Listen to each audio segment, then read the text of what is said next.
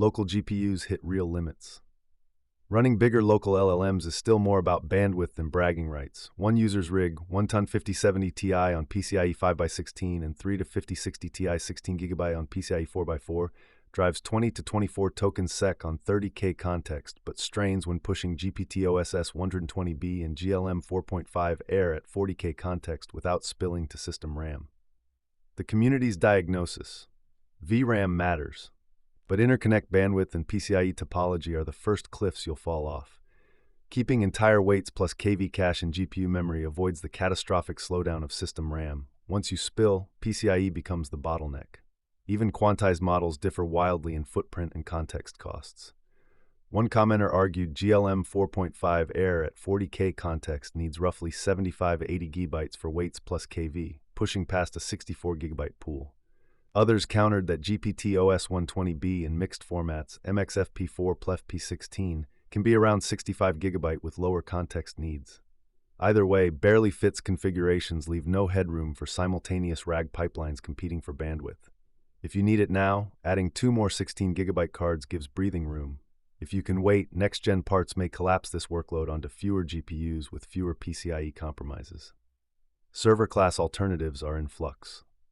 Fresh DGX Spark benchmarks surfaced this week, useful data points if you're weighing NVLink class systems over DIY PCIe builds, while separate commentary dubbed Spark great hardware but early in its ecosystem maturity.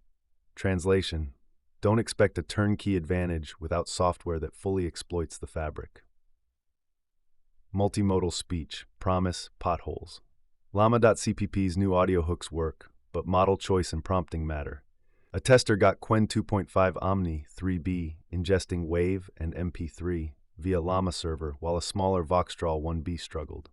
Ultravox 0.58B transcribed a simple MP3, but failed Simon Willison's Pelican joke test. Instead of transcribing, it followed instructions embedded in the audio. The fix isn't magic. Pick models trained for speech tasks, route through server modes that force transcription only, and assume smaller generalist models will drift. On the generative side, a fully automated podcast pipeline landed: a Llama for script generation, Piper for TTS, push button from topic to audio. It's open source and simple to extend, though feedback flagged quality and a GitHub typo. As with most AI radio experiments, the bottleneck is less plumbing and more editorial quality control. Agent architectures meet reality.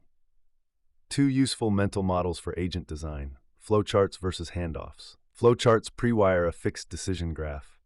Handoff-based systems let any agent pass control and full conversation history to any other, constructing a dynamic call graph on the fly. The latter avoids combinatorial diagram sprawl at the cost of more runtime orchestration, but it better matches messy, evolving tasks.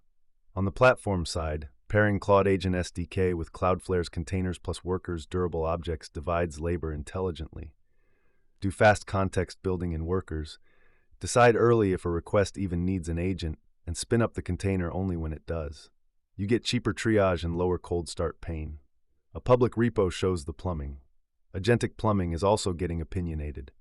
TurboFlow provides a one-script dev environment for Claude Code atop Claude Flow and Agentic Flow, prepacking 610-plus sub-agents, upgraded Playwright as a model context protocol, MCP server, reasoning bank support, aliases, and a wizard that generates project-tuned configuration, all labeled alpha quality. The adjacent Agentic Flow stacks agents on quick streams for concurrent cognitive threads with 0 RTT resumptions. Ambitious for distributed reasoning, though adoption will hinge on real-world stability and security. Practical tactics still win. A developer released Crystal to run Claude Code and Codex side by side on the same prompt, surfacing different solution paths for the human to choose. Meanwhile, a tool claiming 100% autonomous complex coding drew the expected pushback. UI testing and end-to-end validation are what make autonomy real, not the agent count. The broader enterprise view echoes that. Production agents require planning, memory hierarchies, tool orchestration, robust infra, and rigorous monitoring, far beyond ChatGPT plus VectorDB. Claude Skills: simple, powerful, risky. Anthropic's new skills are folders, skill.md plus optional scripts and resources that Claude can auto-detect and load on demand. They're token efficient, A harness scans minimal YAML summaries at session start and only loads full details if relevant. Skills stack work across Claude apps, Claude Code, and the API, and can include executable code for tasks better done deterministically than via token generation. Anthropic ships a skill creator, versioning APIs, a marketplace, and first-party skills for Excel, PowerPoint, Word, and PDFs. Availability spans Pro, Max, Team, and Enterprise, gated by a secure beta environment. Simon Willison's deep dive argues skills might be a bigger deal than MCP, Model Context Protocol, because they pack guidance in plain text and scripts without MCP's orchestration overhead and token tax. Some MCP stacks burn tens of thousands of tokens just to describe tools. He shows a Slack GIF creator skill that validates file size to fit Slack's 2 MB cap and notes skills portability. Nothing stops other coding agents from reading the folder and following instructions. The catch is the same as any code-enabled agent. You need a safe execution environment and sandboxing against prompt injection and supply chain risks. Expect a Cambrian explosion of shareable skills and the corresponding need for guardrails.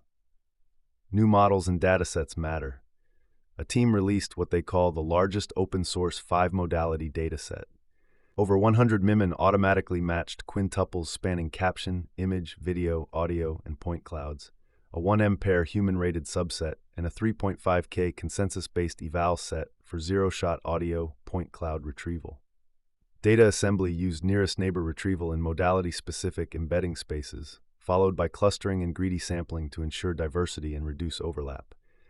Cleaning includes corruption checks, NSFW filtering for annotators, license reporting, and benchmark protection by excluding known eval items from training. A baseline joint embedding model shows strong cross-modal retrieval with gains from fine-tuning on the rated subset, and the authors enumerate headroom, full token attention, quality-weighted objectives, and data augmentations. On identity-preserving image generation, ByteDance's face clip learns a shared embedding that fuses facial identity and textual semantics, then guides SDXL and Flux-based generators. Rather than bolting on adapters, the joint ID text representation plus multimodal alignment loss improves photorealism and identity retention relative to prior approaches, according to their evaluations. The models ship under a non-commercial research license. Open weights also advanced beyond English. Cormo 10B is a 10.8B bilingual Korean-English model trained from scratch on roughly 3.7 T tokens, with all code, data, and checkpoints open under Apache 2.0. The team publishes detailed bilingual benchmarks, competitive English scores for the size class, and notably strong Korean results across Click, Hare, Cobest, and KMLU. It includes a thinking mode, but the authors caution it's not safety-tuned or preference-aligned yet. Trust the stack, verify everything. ReliaQuest details a year-long ArcGIS server compromise by the China-linked Flax Typhoon Group. The actors modified a legitimate ArcGIS server object extension into a covert web shell that accepted base64 encoded commands via REST parameters, gated by a hard-coded secret. Deployed using valid admin credentials, the implant blended with routine operations, and restoring from backups reintroduced the malicious component. It's a classic living off the land play. No signature-based malware, deep persistence, and trust subversion in a ubiquitous enterprise tool. Backups aren't a failsafe if they contain the backdoor. For defenders and red teamers mapping internal risk, TaskHound enumerates Windows scheduled tasks that run with privileged accounts, highlights Tier 0 context, e.g. domain enterprise admins, and exports to legacy and community Bloodhound formats.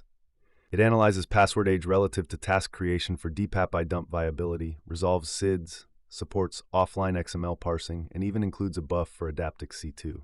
It's powerful and explicitly warns about OPSEC and legal use.